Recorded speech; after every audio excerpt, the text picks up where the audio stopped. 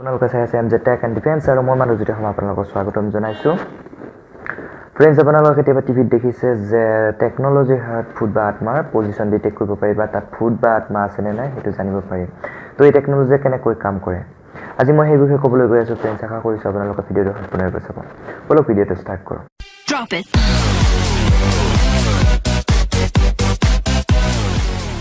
ভূত বা আত্মাৰ পজিশ্যন ডিটেক্ট কৰিব পাৰি বা তাত ভূত বা আত্মা আছে নে নাই সেইটো গম পাব পাৰি।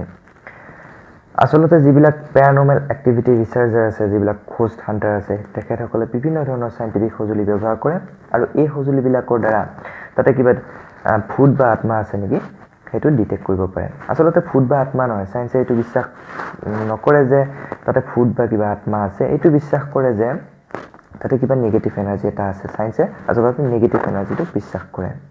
তো যিবিলাক এই সঁজুলিবিলাক আছে, এই সঁজুলিবিলাকে এই নিগেটিভ এনাৰ্জিটো ডিটেক্ট কৰিব পাৰে। সেইটোকে আমি ভূত বা আত্মা বুলি ক'ব পাৰোঁ।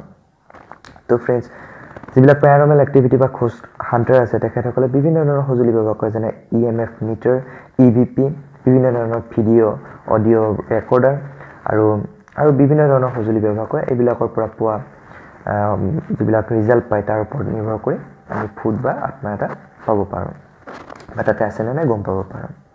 তো এই সঁজুলিবিলাকে কেনেকৈ ভূত বা আত্মা ডিটেক্ট কৰে? আচলতে EMF মিটাৰ ভূত বা আত্মা ডিটেক্ট কৰাটোতে ব্যৱহাৰ নহয়।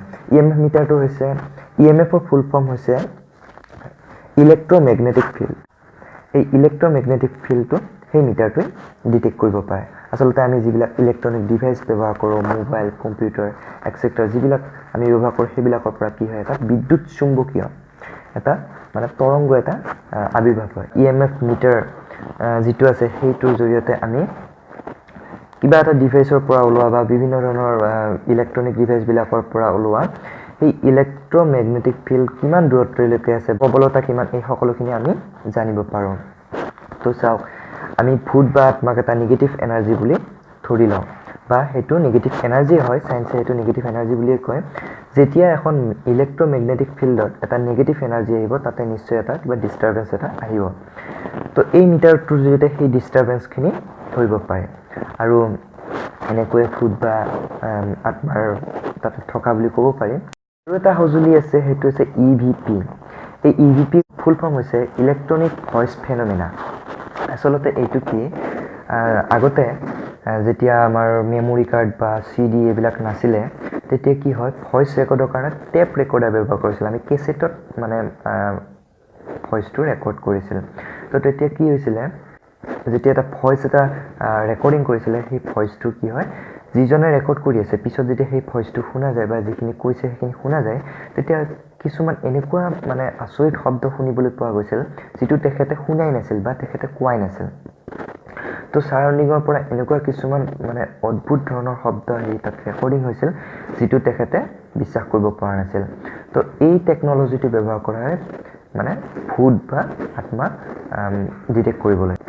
আৰু বিভিন্ন ধৰণৰ সঁজুলি যেনে ভিডিঅ' আৰু অডিঅ' ৰেকৰ্ডাৰ, আজিকালি বিভিন্ন ধৰণৰ টেকন'লজি ওলাইছে। ৰাতি ব্যৱহাৰ কৰিব পৰা কেমেৰা আছে, সেইবিলাক ব্যৱহাৰ কৰে আৰু বিভিন্ন ধৰণৰ টেকন'লজি আছে। বিশেষকৈ সেই EMF মিটাৰ আৰু EVP ব্যৱহাৰ কৰে ভূত ডিটেক্ট কৰিবলৈ বা নিগেটিভ এনাৰ্জি ডিটেক্ট কৰিবলৈ। তো ফ্ৰেণ্ডছ, এনেকৈয়ে মানে ভূত বা নিগেটিভ এনাৰ্জি এটা ডিটেক্ট কৰিব পাৰে টেকন'লজিৰ সহায়ত। তো ফ্ৰেণ্ডছ, আশা কৰিছোঁ আপোনালোকে এই ভিডিঅ'টো ভাল পাইছে আৰু যদি ভাল পাইছে আপোনালোকে লাইক কৰক, শ্বেয়াৰ কৰক আৰু যদি আপোনালোকৰ কিবা জানিবলগীয়া আছে বা মোক কিবা ক'বলগীয়া আছে তেতিয়াহ'লে কমেণ্ট বক্সত কমেণ্ট কৰক আৰু মোৰ চেনেলটো ছাবস্ক্ৰাইব কৰিবলৈ নাপাহৰিব। আগলৈও এনেকুৱা ভিডিঅ' আৰু আপোনালোকে চাই থাকিব পাৰিব আৰু সেইকাৰণে ছাবস্ক্ৰাইব কৰক আৰু ওচৰৰ বেল আইকনটো দবাওক। তো ফ্ৰেণ্ডছ, এতিয়ালৈকে বাই বাই।